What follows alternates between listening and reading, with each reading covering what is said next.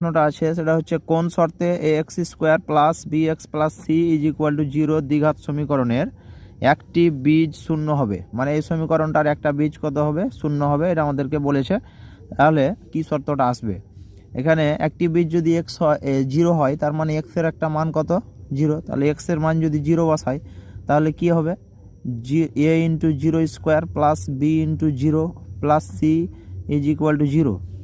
এর মানে এখান থেকে আমরা পাবো এটা 0 হয়ে যাবে, এটা 0 হয়ে যাবে, তার মানে c সমান কত 0। তাহলে এখানে যে শর্তটা আসছে সেটা হচ্ছে কি c সমান 0 হবে।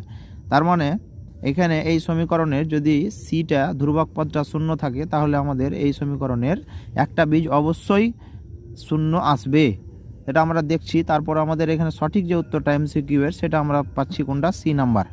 এখন যদি দেখি যে সি যদি 0 হয় তাহলে কি হবে, x² প্লাস bx সমান হচ্ছে 0, সি তো 0 হয়ে গেছে।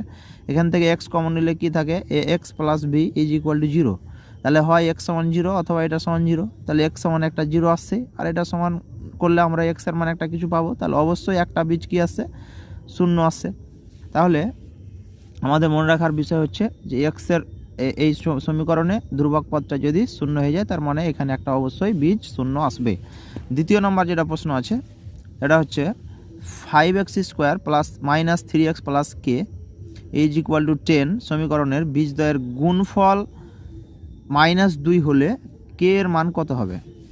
তো এখানে সমীকরণটাকে আমি একটু আগে লিখে দিয়েছি এভাবে সাজিয়ে, 5x² minus 3x plus k plus 10 ছিল ডান দিকে, আমরা লিখলাম বাম দিকে -10, ডান দিকে 0। এখন এই সমীকরণে a হচ্ছে আমাদের 5, এটা হচ্ছে x² এর সহগটা a, এবং ধ্রুবক পদটা হচ্ছে এইটা, এই অংশটা হচ্ছে ধ্রুবক পদ c।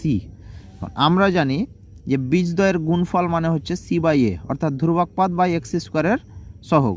তাহলে ধ্রুবক পদ বাই x² এর সহগ যদি আমরা এখানে নির্ণয় করি তার মানে কি হবে, ধ্রুবক পদটা কে আছে k-10, আর এখানে এটা কত আছে 5, তার মানে c বাই a লিখলাম, এটা গুণফল, গুণফলটা আমাদের শর্তে কত বলেছে প্রশ্নতে, -2, তাহলে -2। এখন এখান থেকে যদি আমরা লিখি k এর সমান কত হবে, k-10 সমান হবে -5 দুগুণে কত হয় 10, তার -10 -10 উভয় পক্ষ থেকে বাদ চলে গেলে কি থাকবে, k মান কত 0। তাহলে আমাদের এই k এর মানটা কত আসছে 0, তার মানে সি নাম্বার অপশনটা